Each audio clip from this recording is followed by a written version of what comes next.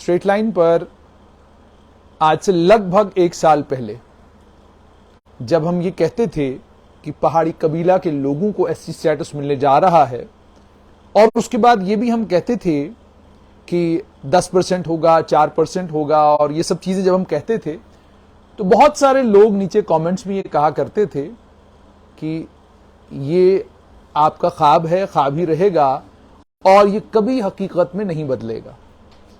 अपनी जगह वो लोग भी सही थे, क्योंकि उनकी रीडिंग और उनकी असेसमेंट उस पुराने वक्त और उस पुराने दौर की थी, जिस पुराने वक्त में और पुराने दौर में हुकूमतें हर फैसला लेने से पहले हर फैसले के नताइज क्या निकलेंगे उसके बारे में बहुत ज्यादा सीरियसनेस के साथ सोचती थी।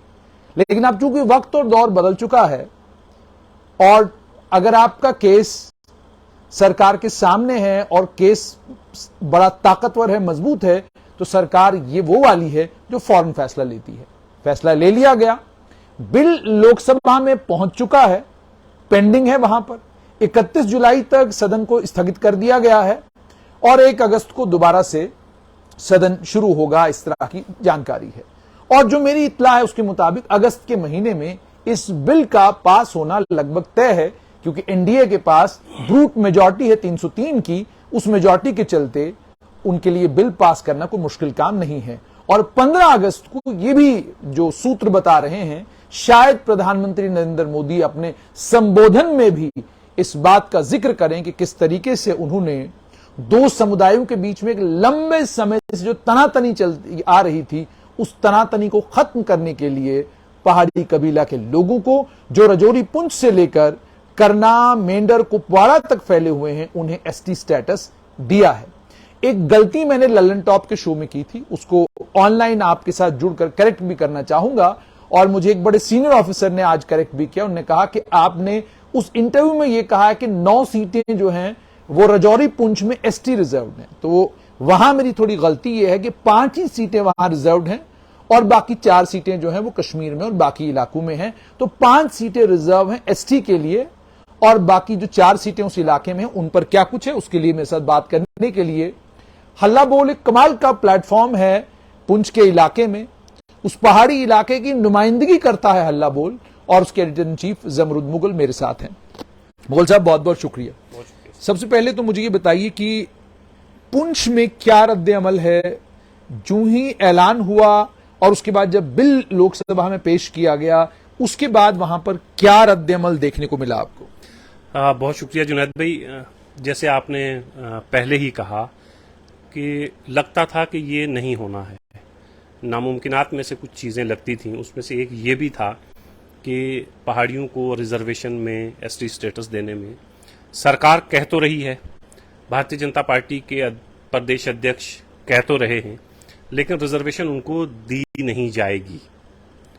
लेकिन रिजर्वेशन अब उनको मिलने जा रही है।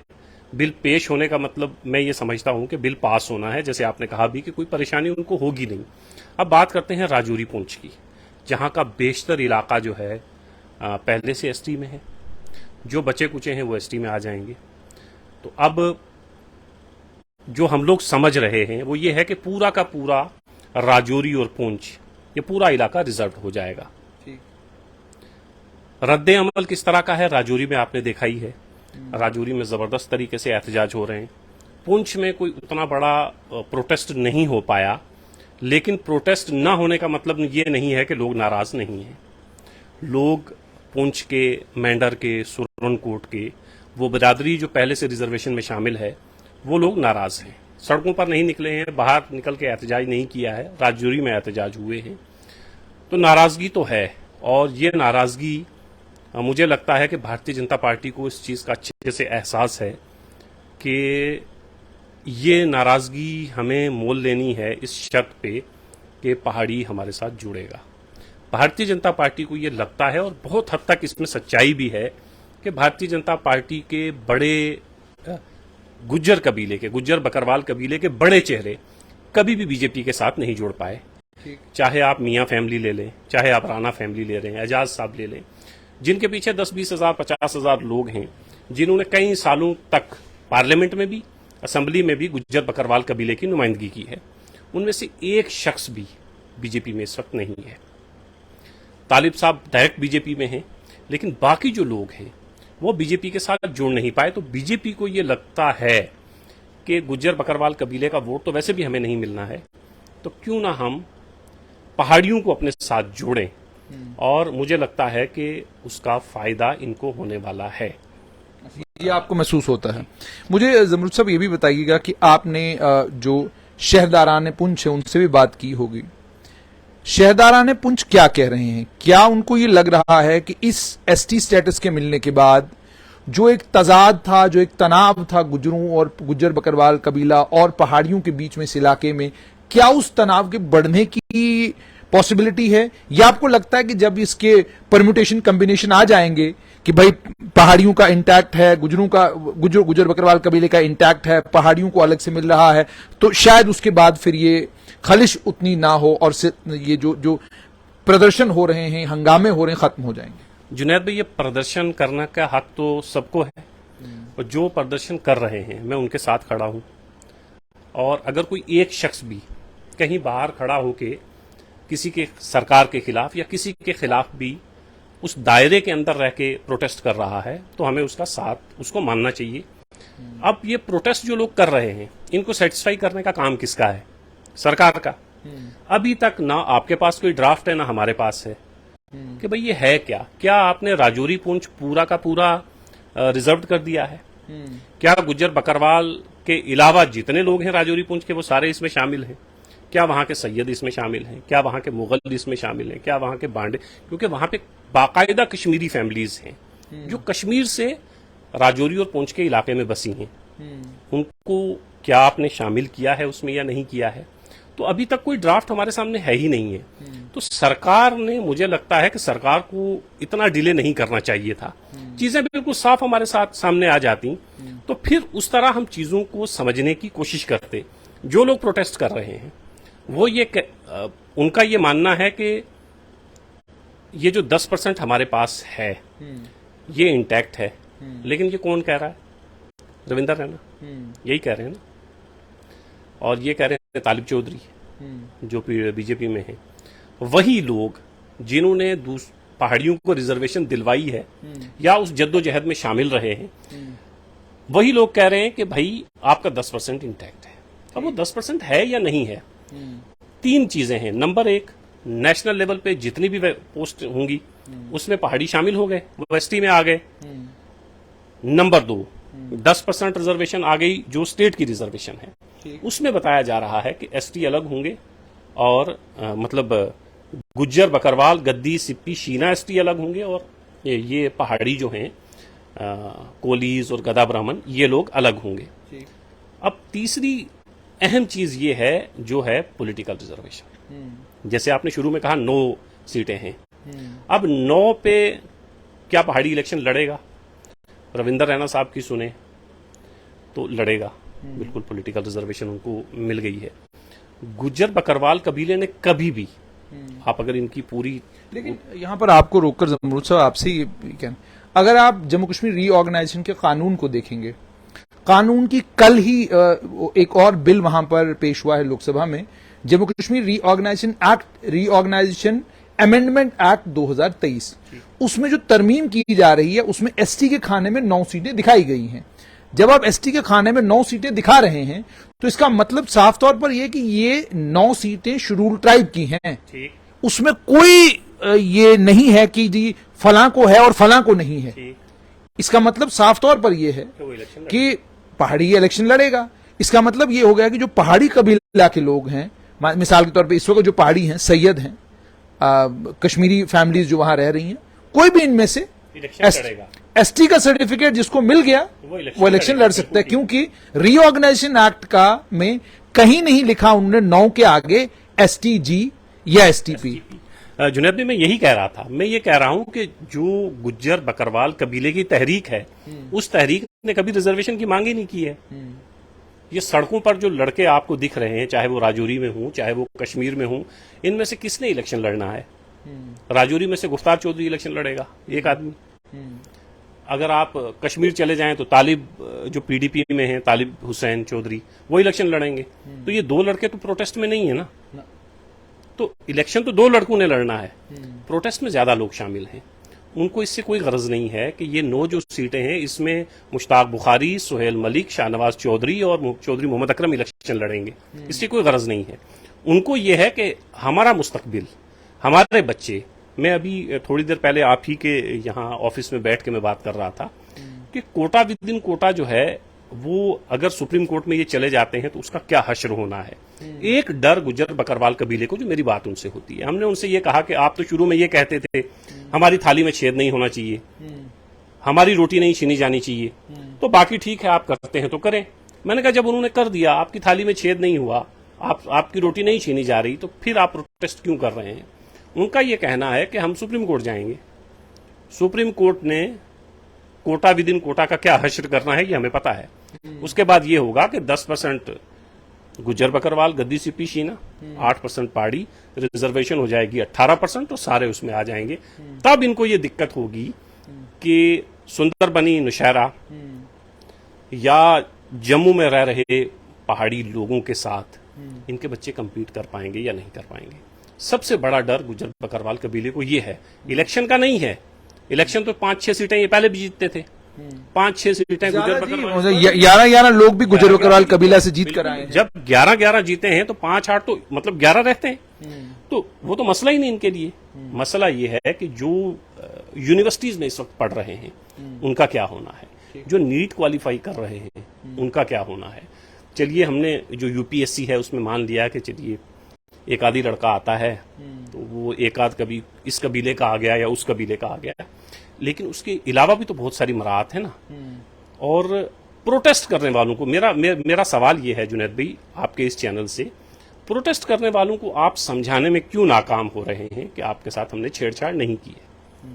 जिससे आपने कहा प्रोटेस्ट करने वालों को समझाने में हुकूमत नाकाम, हालांकि हुकूमत ने तो भी समझाने का काम शुरू किया ही किया। वो तो मुझे लगता है कि शुरू तब करेंगे जब बिल पास होता है, और बिल पास होने के बाद जब जम्मू कश्मीर के रिजर्वेशन के कानून में रद्दोबदल होता है। क्योंकि लोगों को एक और कंफ्यूजन है, लोगों को कंफ्यूजन ये था, और मैं बड़ा हैरान हुआ, बड़े पढ़े लिखे लोग मुझे कहने लगे जो बिल आ रहा है बिल के अंदर वो होगा। मैंने कहा जी बिल के अंदर कुछ नहीं होगा, बिल में सिर्फ आपको एसटी में शामिल किया जाएगा, और एसटी में शामिल करने के बाद जब बारी रिजर्वेशन के कानून की आएगी उसमें रद्दोबदल होगा। यानी अब ओबीसी भी आ गया, यानी पहले जो सोशल कास्ट था वो अब ओबीसी हो गया। अब हो सकता है हुकूमत आरबीए और एससी जो सोशल कास्ट है इसका फैसला ले ले, शेड्यूल कास्ट नहीं social caste, OSC other social caste का कंबाइन करके 14% बना के उसको ओबीसी कर दे। फिर इसका मतलब जो रिजर्वेशन के रूल्स हैं हमारे उनके अंदर मुकम्मल बदलाव आएगा। फिर हमको यह देखना है कि रिजर्वेशन में जो 10% गुज्जर बकरवाल कबीला को दिया गया है, क्या जैसे आपने खुद कहा कि 8% उसमें ऐड किया जाएगा या 8% आप अलग से एसटी देंगे। ये अगर ऐड नहीं करेंगे ना जुनैद भाई, ये ऐड नहीं करें, मान ले हमने मान लिया 10% अलग है, 8% अलग है या 10% अलग है, लेकिन सुप्रीम कोर्ट ने इसका क्या करना है ये भी तो देखने वाली बात होगी। अगर सुप्रीम कोर्ट की पुरानी जजमेंटों की बात करें, वो तो फिलहाल कोटा विद इन कोटा के लिए तैयार नहीं है। हालांकि सुप्रीम कोर्ट के एक जज ने जजमेंट में ही ये कहा था, उन्होंने कहा था कि सरकार को आने वाले वक्त में देखना होगा कि मिसाल के तौर पे अगर शेड्यूल कास्ट हैं और इसमें 40 जातें आपने शेड्यूल कास्ट बनाई हैं, 22 हैं, 24 हैं, तो जितनी कास्टें हैं उसमें आपने ये देखना है कि कौन सी कास्ट ऐसी है जिसको शेड्यूल कास्ट होने के बावजूद, एससी मिलने के बावजूद जिनको कोई फायदा नहीं हुआ, जो आज भी गुर्बत में है, इफलास में है, उनको ऊपर उठाने के लिए आप कोटा विद इन कोटा कर सकते हैं कि ठीक है जी आइए इनको बाहर निकालकर इनको अलग से रिजर्वेशन दे दें। वो क्रीमी लेयर का नहीं, हाँ वो क्रीमी लेयर का भी तस्वुर है, लेकिन ये भी है कि अगर एससी में कुछ कम कास्टें ऐसी हैं जिनको फायदा नहीं हो रहा तो आप उनको फायदा देने के लिए बाहर निकाल सकते हैं, मगर अभी रास्ता उसके लिए हमवार नहीं है। ये सबसे अहम बात है जुनैद भाई। मैं आपको उंगलियों पे गिन के वो फैमिलीज बता सकता हूं गुज्जर कबीले की, खास तौर से बकरवाल कम है, जो इस वक्त जम्मू और कश्मीर में सरकार चला रहे हैं, एडमिनिस्ट्रेशन चला रहे हैं, ठीक है, बड़ी फैमिलीज हैं। और एक तरफ गुज्जर बकरवाल कबीले के लोगों का ये भी कहना रहा है, ये एक तर्क वो ये देते हैं कि पहाड़ी पहले से बहुत सारी रिजर्वेशन एंजॉय कर रहे हैं, पहाड़ी एएलसी हैं, पहाड़ी आरबीए हैं, तो पहाड़ी पहले पीएसपी हैं, तो पहाड़ी पहले से बहुत सारी रिजर्वेशन एंजॉय कर रहा है। ये एक तर्क है जो पहाड़ियों के खिलाफ दिया जाता है। अब जब पहाड़ियों पे इससे बात करें तो पहाड़ी ये कहते हैं कि भाई हम जो रिजर्वेशन एंजॉय कर रहे हैं उनके उसमें इनकम बार है। जब हम इस लायक होते हैं कि हम अपने बच्चे को जम्मू भेज सकें पढ़ाने के लिए, थोड़ा बहुत पैसा कमाने लगते हैं, तब हमसे कैटेगरी छीन ली जाती है। मतलब एक डॉक्टर का बेटा जो है वो कैटेगरी को एंजॉय नहीं कर सकता, एक तहसीलदार का बेटा नहीं कर सकता, एक लेक्चरर का बेटा नहीं कर सकता, और आईएएस आईपीएस की तो बात ही छोड़ें आप। तो उनका ये कहना है जो ही हम 8 लाख रुपए कमाने के लायक होते हैं, हम सोचते हैं कि हम अपने बच्चे को सरकारी स्कूल से प्राइवेट स्कूल में भेजेंगे, तब हमसे रिजर्वेशन ही छीन ली जाती है। तो ये तर्क उस तरफ दूसरी तरफ दोनों तरफ से दिए जाते हैं। लेकिन ऑनरेबल सुप्रीम कोर्ट ने जो कहा, ये क्रीमी लेयर जो है ना, ये अगर पता नहीं कब हो पाएगी, क्योंकि पॉलिटिशियन भी तो ये नहीं चाहते हैं ना, इसमें तो पॉलिटिशियन भी फंसेंगे। वो कैसे चाहेंगे, जो पार्लियामेंट में बैठे हैं, जो असेंबली में बैठे हैं, वो कैसे चाहेंगे, मुश्ताक बुखारी साहब कैसे चाहेंगे कि मेरे बच्चे को ना मिले और ये मुझे मिल जाए, है ना। तो ये होने नहीं देंगे ये कभी भी। लेकिन होना यही चाहिए कि रिजर्वेशन का बेनिफिट जो है, खासतौर से एससी की बात नहीं कर रहा हूं मैं, एसटी की बात कर रहा हूं, कि आप एक बार रिजर्वेशन का एक घर को फायदा दें। मैं अगर डॉक्टर बन गया हूं, इंजीनियर बन गया हूं, अब मैं इस लायक हूं कि मैं अपने बच्चे को अच्छे से उसके बाद आप कह रहे हैं बाहर निकाल दीजिए, बाहर निकालिए। लेकिन आखिर में जमरूद साहब मुझे ये बताइए कि क्या आने वाला वक्त कैसा आप राजौरी पुंछ के लिए देख रहे हैं? मुझसे ललन टॉप में सवाल पूछा गया कि क्या आप देख रहे हैं कि मणिपुर के जैसे हालात हो जाएंगे वहां? तो मैंने तो बड़े यूं आप कहिए कि बड़े शौक से कहा कि नहीं जी, ऐसा तो मुझे बिल्कुल नहीं लगता कि राजौरी पुंछ में कोई मणिपुर जैसे हालात कोई बनने नहीं देगा, क्योंकि एलओसी है, आर्मी है, पुलिस का बड़ा नेटवर्क है, और उसके बाद में दोनों जो ये कम्युनिटीज हैं इनके बीच में बड़े जी शऊर, बड़े समझदार लोग मौजूद हैं जो इस तरह के हालात पैदा होने नहीं देंगे। लेकिन आप चूंकि वहां के बाशिंदे हैं, पुंछ में रहते हैं, राजौरी पे आपकी नजर रहती है, सहाफी हैं, आप आने वाले वक्त में 6 महीनों के अंदर अंदर राजौरी पुंछ के अंदर इस गुज्जर पहाड़ी का ये जो सिलसिला है, ये 10% या 18% की क्लैरिफिकेशन आने के बाद भी क्या देखते हैं? देखिए, जो मणिपुर का मामला है ना, मणिपुर के लोगों को सिर्फ रिजर्वेशन का मसला नहीं है। मणिपुर में ये अलग बात है कि बहस इसी रिजर्वेशन से शुरू हुई और कोर्ट ने कहा, लेकिन वहां सिर्फ रिजर्वेशन नहीं है ना, वहां जो शहर के बाहर लोग रहते हैं उन्हें लगता है कि हमारी जमीन चली जाएगी। बिल्कुल, यहां जमीन तो दी जा रही है ना, यहां जमीन लेने का मसला है ही नहीं, यहां सिर्फ रिजर्वेशन है। और मणिपुर जैसे हालात यहां किसी सूरत में नहीं बन सकते हैं, किसी भी सूरत में। अब यह है कि जब ये चीजें साफ हो जाएंगी उसके बाद भी मुझे नहीं लगता है कि कोई बड़ा कुछ होगा।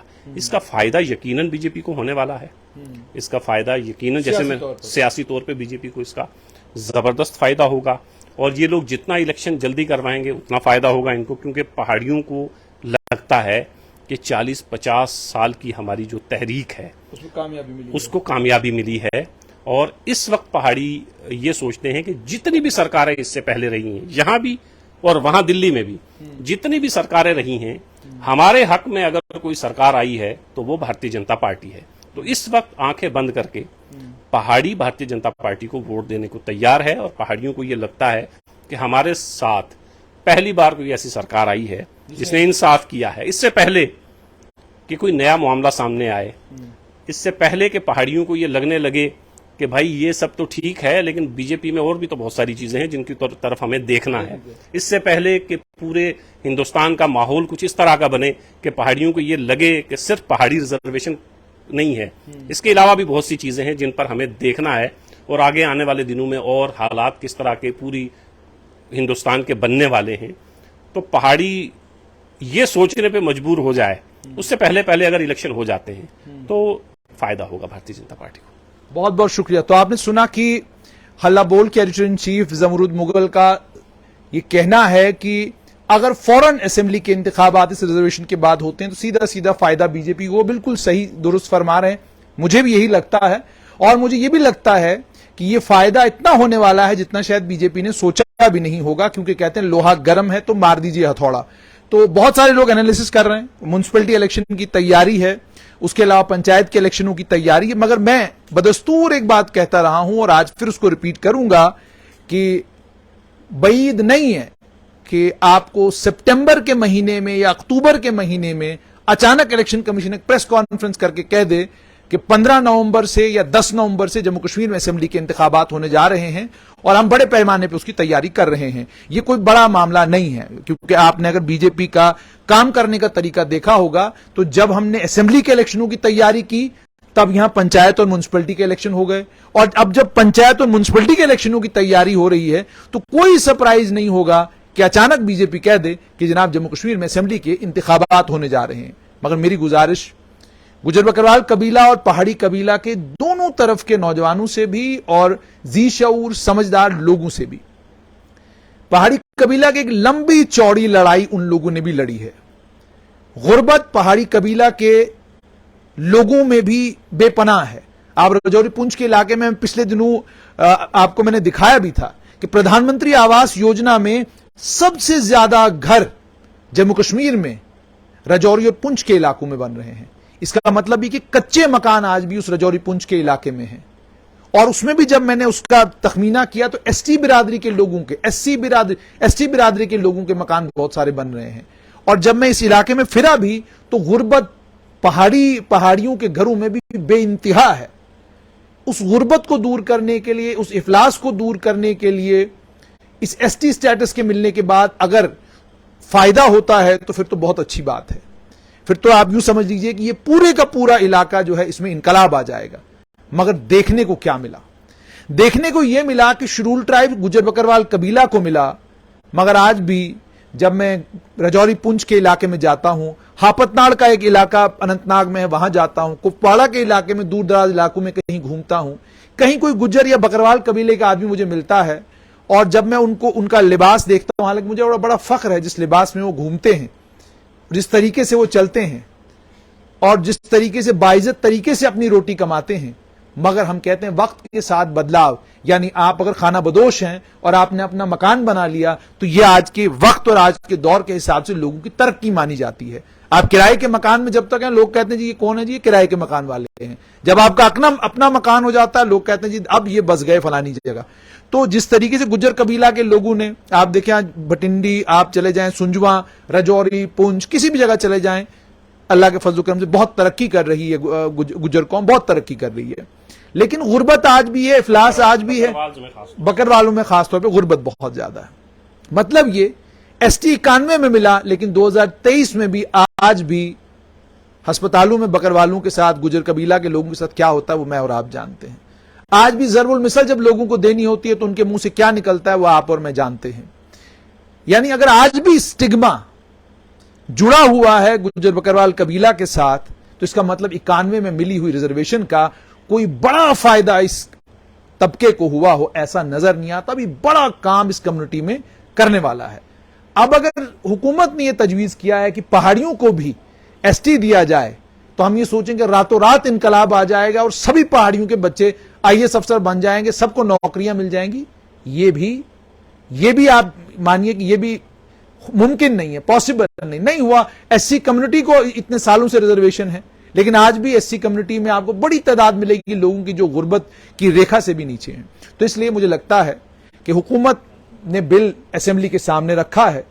गुजारिश ये कि अपने रिश्तों को और आपके बीच में जो मोहब्बत और खुलूस है जिसके साथ आप एक दूसरे से मिलते जुलते हैं, उस मोहब्बत को, उस खुलूस को, उस प्यार को सिर्फ इसलिए जख्म न पहुंचे कि हुकूमत ने एक फैसला लिया है कि पहाड़ी जो लगभग पिछले 40 साल से स्ट्रगल कर रहे थे उन पहाड़ियों को एसटी स्टेटस मिल रहा है। मेरी गुजारिश यह है कि तलखियां इतनी ना हो, आप जुबान का इस्तेमाल करें। सियासी तौर पर आप एहतजाज करना चाहते हैं वो आपको कानूनी हक है, आप कर सकते हैं, किसी ने आपको रोका नहीं।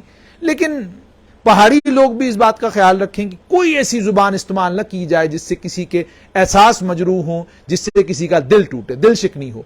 गुजर बकरवाल कबीला के लीडर भी, नौजवान भी, आप जुबान का जो मर्जी इस्तेमाल करें, लेकिन अपने भाइयों को, दोस्तों को जिनके साथ आप उठते हैं, बैठते हैं, खाते हैं, पीते हैं, कोई ऐसी बात न करें जिससे किसी के दिल को तकलीफ पहुंचे। आपको इस फैसले के खिलाफ प्रोटेस्ट करने का, नारेबाजी करने का, सुप्रीम कोर्ट जाने का हक है आपके पास, मगर अपने रिश्तों को, ये जो टेम्परेरी चीजें हैं इनके लिए खराब ना करें। ये मेरी गुजारिश आपका एक शेर में सुना दूं, उस पर खत्म करें। आपके दुश्मनी जमकर करो, लेकिन ये गुंजाइश रहे जब कभी हम दोस्त हो जाएं तो शर्मिंदा न हो। शर्मिंदा, बस इसी पे मैं बात खत्म करूंगा कि मैं आपके प्रोटेस्ट देख रहा हूं, आपकी वीडियोस देख रहा हूं, और ठीक है वो आपका हक है, कानूनी हक है, वो करें, बिल्कुल करें। और बहुत सारी बातें हैं जिसमें मैं आपके साथ एग्री भी करता हूं, लेकिन फैसला हुकूमत का है।